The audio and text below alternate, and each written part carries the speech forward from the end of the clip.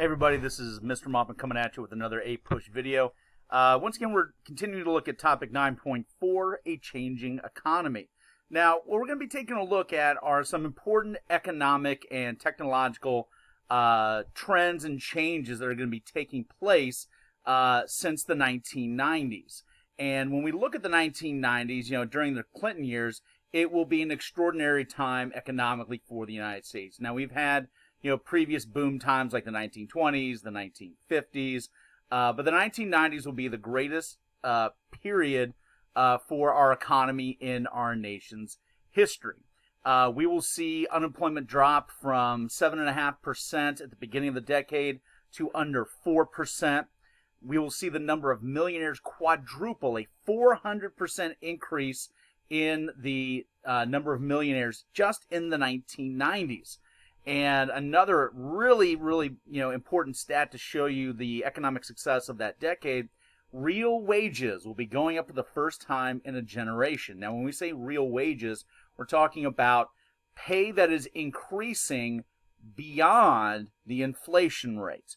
So, if inflation rate is at 5%, that means the cost of goods are going up 5% every year, which means if you get a 5% raise every year, you're not really getting an increase in your real wage, you're just keeping up with inflation. But if you are, for example, getting an 8% raise and inflation is 3%, then you're getting a real 5% increase in your real wage. And that means more buying power, more of an ability to keep that economic growth going throughout that decade. And one of the questions is, well, why are we going to have this great economic boom period? Well, a lot of it is going to be associated with the rise of the internet. Once the internet becomes mainstreamed for the first time in 1995, America is going to be cornering that market. And when we take a look at important companies, like Steve Jobs' Apple or Bill Gates' Microsoft during that time period, we are going to be seeing the hardware and software, respectively, that is going to be defining America's computer industry. And we're going to be seeing the internet serving as this new superhighway of communication innovation that's going to connect the globe in a way that we hadn't seen before. It's also going to provide an avenue for access to research and information in a way that we hadn't seen before. In a relatively short amount of time, you're going to see what had been the world's,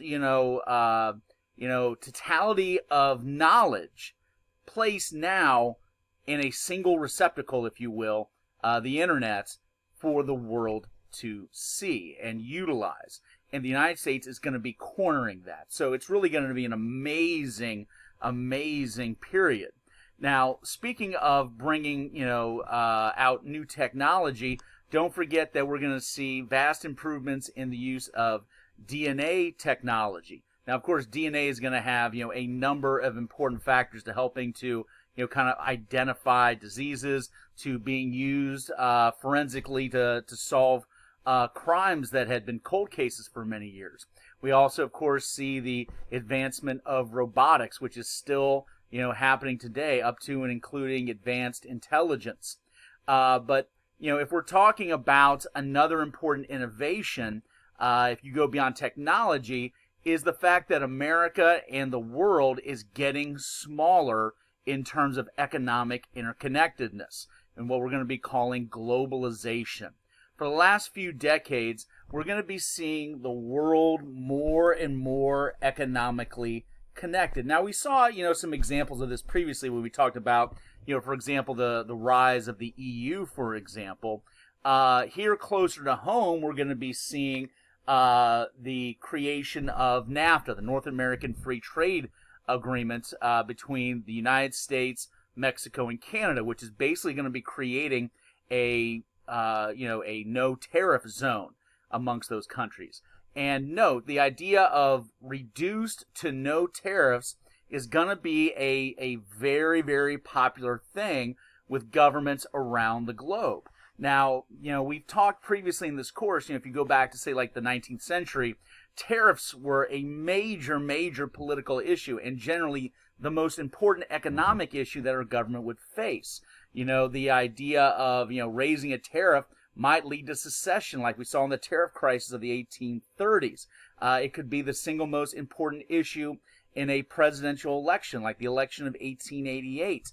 But that was back when you had a much larger world, and American businesses relied on high tariff rates to protect domestic, business. But now, with the world much more interconnected with technology and transportation, things like that, the idea being is that, unlike in the 19th century, where you typically had to get your raw materials, your manufacturing, and your customer base all in the same country, now you didn't necessarily need to do that. As you're getting into the second half and near the end of the 20th century, you could get raw materials, from, say, Bangladesh, and you could have something manufactured in Vietnam and be sold to customers in Germany with a company that is owned and headquartered in the United States. And so you are seeing these companies becoming really, global conglomerates that are going to be, kind of seeing past borders in terms of their economic, growth. And so you see things like Nafta, as an example of countries making a commitment to reduce tariffs out of a sense of boosting their home businesses given a truly global economy. You also see the creation in the 1990s of the WTO, the World Trade Organization, which is, I would kind of describe it, kind of a loose example or metaphor for it, would be kind of like the economic version of the UN. The idea being is that you've got member countries that come together and work together to promote positive business agreements amongst countries, lower tariffs. The general gist of it being is that if countries are trading effectively together, they're less likely to have, military conflicts, for example. Now, globalization might sound like a really cool thing, and in some respects it is, because when we do talk about benefits, think about this. With globalization, we now have access to materials and goods and products that span the globe that we may not have, 50, 60 years ago have had access to. And on top of that, we now see American businesses become more profitable because they can now ship goods around the globe. If you're Coca-Cola, you are selling, soda around the globe, not just in the United States. On top of that, if you are talking about, say, for example, buying, a pair of shoes, those shoes that were probably, manufactured in Vietnam are going to be relatively cheap compared to if they were made in the United States. So you're talking about, from a consumer perspective, cheaper goods. So those are all great benefits. More profitable businesses, lower costs for consumers, more access to diverse quantity and quality of goods around the globe. But there are negative effects. Here's the trade-off. The trade-off is that if you want that cheap pair of shoes, you have to go to places where there's cheap labor. Third world countries, developing nations like, say, for example, Vietnam, are going to be sources of cheap labor. Countries that either have very few labor rights protected under the law or none, that generally have weak to no labor union activity. And so what does that mean? That means that the American manufacturing class, those that had seen their quality of life and the workplace improve in terms of safety over the course of many, many battles over the course of about a century, now start to become undone as corporations are now realizing, well, we can make more money by taking what had been, a steel making plant in, Youngstown, Ohio, and we can ship it to Kazakhstan and, make it much more cheaply. So you're seeing more and more people that are blue collar, manufacturing based people now out of jobs, and towns that had doubled and tripled down and were very successful for a century on manufacturing, now starting to go into noticeable decline for sure. So that is one of these great questions of, what is more important? Access to more goods and cheaper prices, or having, more secure jobs in manufacturing. So, these are some important questions that we're still grappling with. Included in, other questions that we're grappling with is that with access to new technology, the fact that we are all now having electronic, personas and, business relationships and professional relationships and, social relationships and things like that, there becomes questions more and more about digital privacy. When we talk about, using social media, are we basically selling our identities to private corporations? Can these corporations use that information to exploit us? When we start talking about the post 9/11, world of the Patriot Act, questions about the government's ability to track our electronic movements, so to speak. So those are some important questions with this new technology.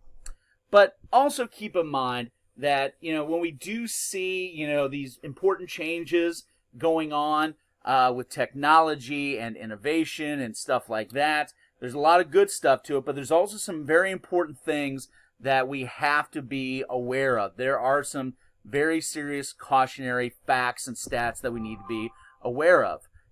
Today, right now in the 2020s, white families make 60% higher incomes than families of color. So, if you're talking about, improving our economy, is an improved economy affecting or helping everybody in an equitable way? And there's many stats that say that that's not really the case. And it's not just based along ethnic and racial lines. But if you take a look at this stat, the idea being is that we have now the largest wealth gap of any industrialized country in the world. It is the largest right now in the 2020s that it has been since the 1920s, a century earlier. And some have argued that it may even be as bad as it was in the 1890s during the Gilded Age, leading some to question, are we in a new Gilded Age where there is a super, super, super elite that exists out there, and everybody else, for the most part, is really scrambling to make it. When you look at stats that show that the wealthiest 1% of Americans own nearly half of the nation's wealth, that is something really to consider. That is Gilded Age kind of stats that you're looking at. When you see, for example, Amazon, and you see, the massive wealth of Jeff Bezos, having assets in excess of $100 billion, and, many American families with nothing, or virtually nothing, we do have these important questions. Think about the fact that, when we talk about equal opportunity economically, what do you do with, single parent families? If you are a single parent family, not only are you denied what is a much more common double income family that married couples have, but since you are a single parent family, that constraint on your ability to earn and save is pretty profound. I mean, take a look at the stat. 62% of single parent families are not able to actually have functional savings accounts. What does that mean? That means that you are one paycheck away from devastation. You know what I mean? You are one medical emergency away from devastation. So you've got a significant amount of people that are hanging on by their fingertips. And when we look at, things like the COVID pandemic and, recent waves of recessions and things like that, it shows how precarious our situation is, even though we've had, 30 years of tremendous technological innovation. So be mindful of these key economic and technological trends, questions, issues, problems that we've been facing. All right, we'll see you next time.